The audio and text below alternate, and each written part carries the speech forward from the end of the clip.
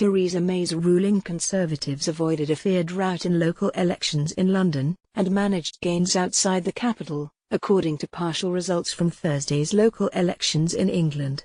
The opposition Labour Party do not appear to have made the gains they saw during last year's general election. The party, which played down talk of historic victories in local elections in London and the northwest of England, said that targets in key boroughs were out of reach. The Conservatives held control of the symbolic London borough of Wandsworth.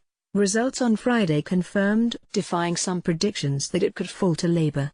The council has been run by the Conservatives since the time of former Prime Minister Margaret Thatcher in the 1980s, when it was a symbol of the late leader's low tax policies. There was also success for the Conservatives in the North London borough of Barnet, which they won even though it has been a big target for Labour. The Tories also won back Salford in Greater Manchester. It's thought the party could have suffered a backlash from the recent anti-Semitism row that has plagued the party. Outside London, the Conservatives benefited from the collapse of the UKIP vote, with many of the anti-EU parties' seats turning blue. The Tories have done well in areas that voted to leave the European Union in 2016.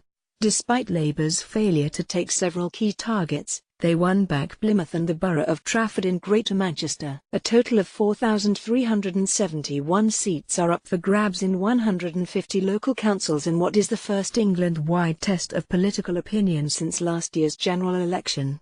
Meanwhile, the Liberal Democrats have made substantial gains, winning back the London borough of Richmond from the Conservatives, and experiencing a resurgence not seen since the 2010 general election.